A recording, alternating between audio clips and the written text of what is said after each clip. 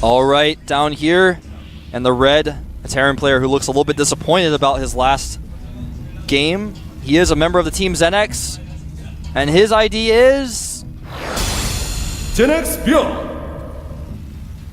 Two fans in the audience. Oh, the fans getting intense. See him now. I was gonna say there's a few people banging them together. There's Kwanbi in South Korea. Hello from Team Liquid hello Team Liquid from Texas. A smiley face there.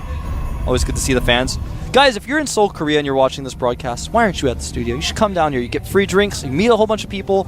Especially if you're a foreigner in Korea, and sometimes there are language barriers when you're walking around and stuff. You can meet some great friends here who live in Korea. Slayer's Alicia. I botched an intro. I'm Wolf.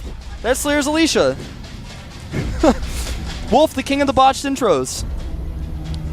But like I said earlier, man, Alicia needs no intro. But as I was saying, like having a conversation with myself. Oh, Wolf alone. It's like Home Alone, but it's Wolf alone because I'm here by myself. Makes me sad. I wish I had a co-commentator here with me, but that's okay. Oh, they're gonna put me up on the Korean stream. There I am. Hey, Koreans. Yeah, I'm here alone, commentating by myself. Yep. So that's that. But I keep trying to say something. I keep getting interrupted by intros. Intros and people putting me on the Korean stream. But seriously, if you're in Korea, you're a foreigner, come here. You can meet some awesome friends. Everyone who's here is into Starcraft. Obviously, that's why they're here. And they speak English, a lot of them. There's a lot of foreigners here, so you can make a lot of friends. I definitely recommend coming down to the studio. If you're nervous, you don't know where it is, look it up on the GOMTV website. Look it up on Google. Google how to get to GOMTV studio. There's directions there. I found them. Someone was asking me the other day, how do I get there? I was like, I don't know. I know exactly where it is on the GOMTV website, but I know it's there. So you just Google it and it takes you right to the page. There's no excuse, guys. StarCraft fans in Korea, get out here. All right, so it looks like Byun is going to be going for another fast expand, gasless CC, by the looks of it. Alicia, on the other hand, is taking his second gas. Skipped his first Zealot. SCV comes in here. He's going to want to check for that second gas. And do a little bit of harassment with that SCV at the mineral line. Really wants to see that second gas, though. The most important thing when you're scouting as a Terran player at this stage of the game, even if the Zealot's out, you can keep your SCV alive. There are three things. There's three things you want to do. First, you want to keep your SCV alive. Secondly, you want to see, did he take a second gas? And thirdly, you want to see, where are his pylons? Because later when you want to come and scout, you want to know where to scan. If you know where his pylons are, you know exactly where all of his structures are going to be. And if you see only one pylon, you check the entire base to see only one pylon, that means something's being hidden, because he's got to have another pylon somewhere. Ooh, Alicia getting a very fast Twilight Council. It may be a DT expand. It could be Blink Stalker Aggression. Blink Stalker Aggression, very, very effective against this type of early expand that we're going to see from Byun. I was going to mention it earlier because I thought Ace was going to do that, but when I was watching Ace play earlier when he was at the GOM house, and a lot of replays I've seen of him in general, he likes to do this against this type of build. Just go fast, blink, get a ton of Blink Stalkers out, and eventually you just wear your opponent down because you have so many Blink Stalkers and you can micro them. If you have good control, your opponent just can't really do anything about it. So we're about to find out what it's going to be, and it looks like he has added 2 additional gateways, not researching Blink, so it is going to be a DT expand. Now, the thing about DT expands is if your opponent doesn't wall off like we've seen Byun do, or not do, I should say, if he doesn't wall off, it's kind of tough to hold the DTs. Now, there's the Dark Shrine going down now. Now keep in mind, he's going to have 2 orbitals, that's twice as many scans as normal, but since he didn't wall off, this SCV wants to see what's going on, has no idea, though. If you don't have a wall off, the DTs can just walk past. If you have a wall off and the DTs are trying to run by, you can just repair that depot until you have a scan, and you just hold it off that way. But as it is, I think Byun's going to be hard-pressed to hold this. He feels like something's coming. He knows something's coming. I think he thinks it's Void Rays hidden or something. But that's not what it's going to be. Probe runs up here, sees that it's still not walled off, sees the bunker as well. Korean commentators went crazy about something. I don't know what it was. That happens every now and then from time to time. You guys probably hear them because they get so intense. All right, now the Stalker's going to run up here, try to scout a little bit as well. And look at this. Byun, he sees... Oh, it's not on your screen, but Stalker did run up there, and Robotics is canceled. He sees the Marauders. Now, that's what he wanted to know. How many Marauders are you making? If you're making a lot of Marauders, it means you're not going Cloak Banshees. I don't need the Robo. Remember, he does have this forward pylon up near his base. There's a shot of it now. So he's going to warp in his DTs over there, most likely. Now, the Shrine has finished. The Nexus has started as well, by the way. He's got enough for about 3 DTs. Gonna warp in just 2 here initially. No engineering bay for Byun, but he does have enough for 2 scans if he doesn't drop them right now. Okay, so he does save up enough. He's gonna knows he walls immediately because that's what you have to do. You wall off, your opponent cannot really get in there. He's gonna try to do as much damage as he can. Scans. Now remember, every scan is worth approximately 270 minerals, so that wasn't a total loss for Alicia. He also killed an SCV. For some extra depots. Now this third DT though is going to be the charm. The third one's a charm here because he's going to break through these depots before Byun has enough for a scan. Now his engineering bay is just now finishing up now with good DT control. Oh, nice. Byun does have enough SCVs to repair. And this is what I'm talking about. If you're walled off, DT's not getting in there. Just most likely, if you only have 1 DT, he's not going to get in there. He's going to have to back away. So nice reactions by Byun. Saved those scans. Didn't drop those mules immediately. I think the timing that Alicia had for that was pretty worked out because, I don't know if you guys noticed, but at both of those orbitals he had just 50 energy, like it just finished up there and he was about to attack, and I think he wanted to do it in such a timing where his opponent just dropped those 2 mules because he knows the timings for the CCs, he knows the timings for the mules. I'm pretty sure Alicia actually had it planned, so he would drop those 2 mules and then he would run in with the DTs and there wouldn't be any scans. But Byun was too clever. He was prepared for that. Now notice that Byun's keeping SCVs around to spot for things. He actually has an SCV patrolling around the edge of his base to make sure there's no pylon and, like, you know, hallucination getting DTs into the main. Doesn't want that to happen. That's been known to happen. Alicia's been known to do that. But back at home, Alicia has started his +1 armor upgrade. He's had that Nexus up for a long time. He's starting to add more gateways. He's gone up to 4 gates. Actually, he's going up to 5 now. The ghosts are out. Now these ghosts are going to be critical in this attack from Byun, because Alicia does not have that many units, and every DT that he makes to hold this off, which DTs are usually kind of the staple unit of this type of build when your opponent comes to pressure you, because you have an expand, but he doesn't have a Raven, so you just keep using the DTs.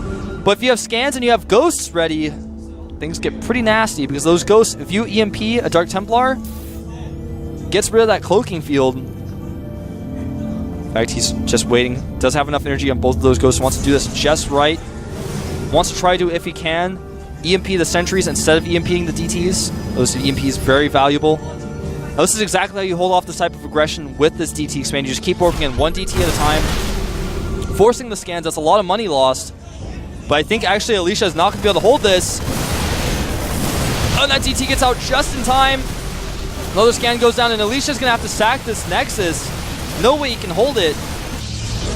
And I have to say, Byun's been doing some great job dealing with this DT expand. It's actually a really difficult build to do, or a difficult build to play against if you go for some type of Marauder expand or a really fast gasless expand. Any type of bio play, it's very difficult because you can't get that Raven out, so it's very difficult to punish your opponent for what he's doing. And also, you know, if you're not really good at defending, you can just die.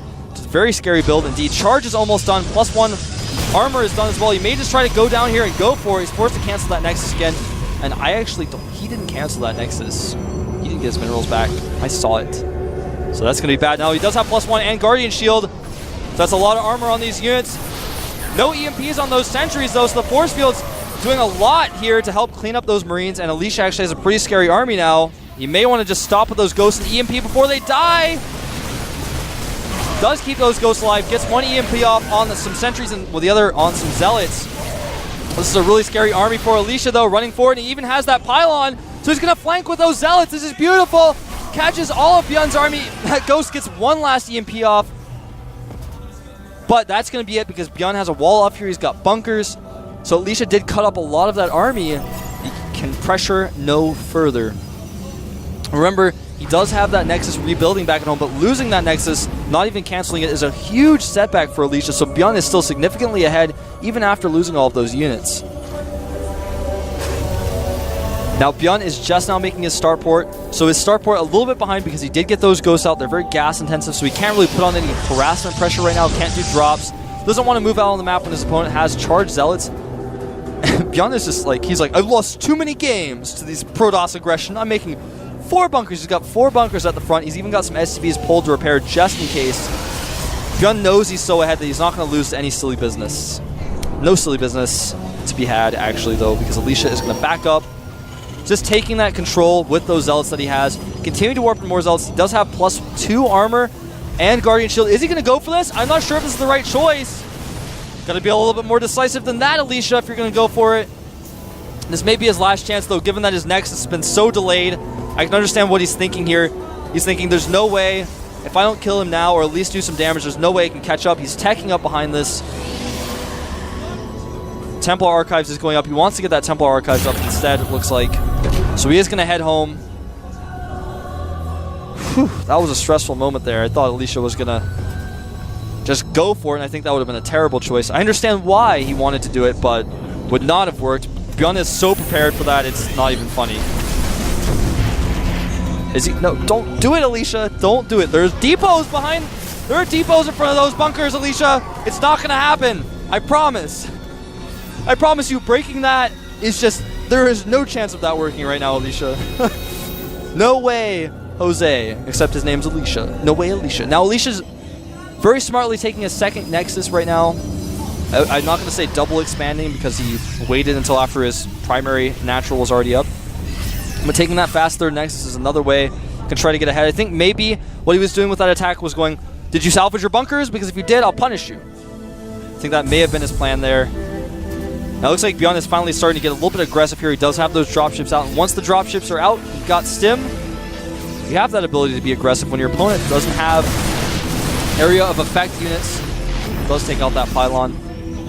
Now Alicia is all the way back at home with most of his units. He's prepared for drops. Almost, some might say, a little bit over-prepared. He is going to have +1 weapons here pretty soon. And that third Nexus is up. So Byun doesn't have a third command center even built yet. So his economy is going to fall behind Alicia pretty quick, but I'm not sure if that's going to come into effect because he's got a scary army coming towards Alicia right now, and Alicia doesn't look like he can necessarily hold it, but he is going to have Psystorm blink as well. +2 attack coming up here, so Alicia about to have a pretty scary army himself, but with good control and good EMPs, Byun should be able to crush through this and end this game right now. That's exactly what he wants to do. Here he comes forward. The High Templar at the back. The Sentry is going up their Guardian Shields before the EMPs. EMP is going to try to hit those Templar. He does hit the Templar, even sniping the remainder of the Templar. They don't have any energy. There's no real energy for force fields, and look at that. There's just too much DPS, and Byun is going to take Alicia out. GG.